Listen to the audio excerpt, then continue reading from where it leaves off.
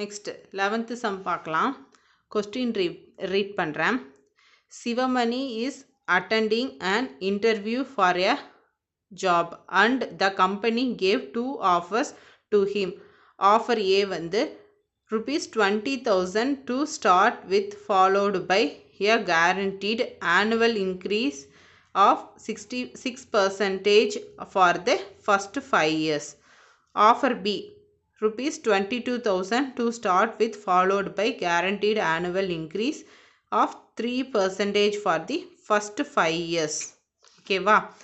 Next, what is his salary in the 4th year with respect to the offer A and B? Okay va. இப்போ சிவமணிங்கிறவன் ஒரு interview attend பண்ணுறான். அவனுக்கு வந்து 2 offers கொடுக்குறாங்க. First offer வந்து salary வந்து 20,000 compulsory கொடுத்துருவாங்க. இன்க்ரீஸ் ஆனுவல் இன்க்ரிமெண்ட் வந்து 6%ன்னு கொடுக்குறாங்க ஃபஸ்ட்டு 5 இயர்ஸ்க்கு. நெக்ஸ்ட்டு ஆஃபர் பி வந்து 22,000, ஆனுவல் 3% தான் இன்க்ரிமெண்ட் தருவேன்னு சொல்கிறாங்க. இதில் எது வந்து பெஸ்ட் ஆஃபரு ப்ளஸ் அவன் 4th இயர் வந்து எவ்வளோ சேல்ரி வாங்குவா அப்படின்னு கண்டுபிடிக்கணும். இதே கொஸ்டின் நான் தமிழில் ரீட் பண்ணுறேன். சிவமணி ஒரு பணிக்கான நேர்காணலில் பங்கேற்கிறார். அந்த நிறுவனம் அவருக்கு 2 விதமான வாய்ப்புகளை வழங்குகிறது. வாய்ப்பு ஏ, முதல் மாத ஊதியம் ₹20,000 மற்றும் நிச்சயமான 6% ஆண்டு ஊதிய உயர்வு 5 ஆண்டுகளுக்கு. Next offer B. வாய்ப்பு பி, முதல் மாத ஊதியம் ₹22,000 மற்றும் நிச்சயமாக 3% ஆண்டு ஊதிய உயர்வு 5 ஆண்டுகள். ஏ மற்றும் பி ஆகியன இரு வாய்ப்புகளிலும் அவருடைய 4வது வருட ஊதியம் எவ்வளவு அப்படின்னு கேட்டிருக்காங்க. ஸோ நம்ம சொல்யூஷன் போயிடலாம். ஆப்ஷன் ஏ அது ஃபர்ஸ்ட்டு ஃபைண்ட் பண்ணலாம். ஸ்டார்டிங் சேல்ரி என்ன 20,000, ஆனுவல் இன்க்ரிமெண்ட் வந்து 6% ஆஃப் 20,000. ஸோ நம்ம ஃபைன் பண்ணலாமா? 6%னா என்ன 1,200 இன்க்ரிமெண்ட் கிடைக்கும். So at the end of the first year salary வந்து 20,000 + 1,200 நான் எவ்வளோ கிடைக்கும் 21,200 கிடைக்கும். லாஸ்ட் சம் பார்த்தோம்ல சேம் ப்ரொசீஜர் தான். செகண்ட் இயர் இன்க்ரீஸ் ஆகுது. அப்போ 21,200க்கு 6% போட்டோன்னா 1,272 rupees வந்து இன்க்ரிமெண்ட் கிடைக்கும். ஸோ இது கூட ஆட் பண்ணலாமா? ஆட் பண்ணால் அவன் செகண்ட் இயர் எவ்வளோ சேல்ரி வாங்குவான் 22,472 வாங்குவான்.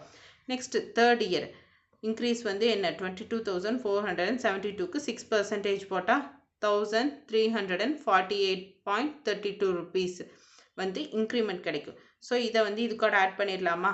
ஆட் பண்ண என்ன கிடைக்கும் 23,820 வந்து தேர்ட் இயரில் அவன் சேல்ரியாக வாங்குவான். அதே வந்து 4th இயர் சேல்ரி வந்து 23,820 வாங்குவான். நெக்ஸ்ட் வந்து offer B. Starting salary offer பியில் என்ன கொடுத்துருந்தாங்க 22,000 கொடுத்தாங்க. ஆனால் ஆனுவல் இன்க்ரீஸ் வந்து 3% கொடுத்துருக்காங்க. அப்போ 3% 22,000 என்ன வருது 660 கிடைக்கும். அப்போ 22,600னா 22,660 ஃபஸ்ட் இயர் சேல்ரியாக வாங்குவான்.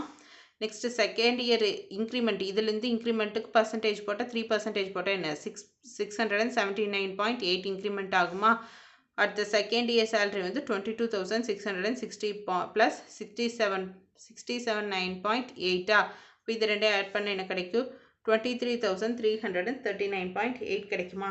நெக்ஸ்ட் தேர்ட் இயர் வந்து எவ்வளோ வாங்குவான்? இதுலேருந்து 3% 700 இன்க்ரிமெண்ட் ஆகும்.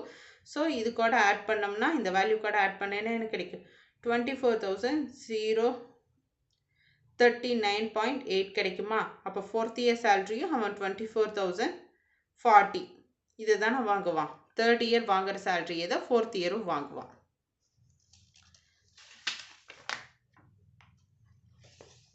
ஸோ இது கூட சேல்ரி வந்து ஆப்ஷன் ஏ படி வந்து 23,820 வாங்குவான்.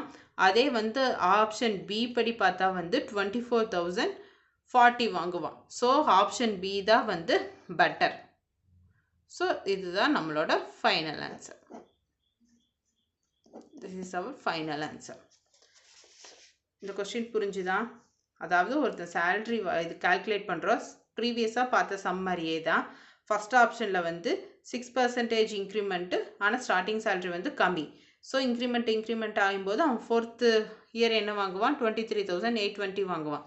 அதே சேலரி வந்து பி படி வந்து ஸ்டார்டிங் சேலரி வந்து 22,000, இன்க்ரிமெண்ட்டு வந்து 3% தான் இன்க்ரிமெண்ட் பண்ணுறேன்னு சொல்லியிருக்காங்க. ஸோ அப்படி இன்க்ரிமெண்ட் பண்ணாங்கன்னா எவ்வளோ வருது, 4th இயரில் 24,040 வருது. ஸோ இதுக்கு டிஃப்ரென்ஸ் என்ன வருது, நியர் சம்திங் டிஃப்ரென்ஸ் வருதா? அப்போ எது இன்க்ரிமெண்ட்டு ஜாஸ்தியாக வருது, option B. So option B is the better. Next 12th sum read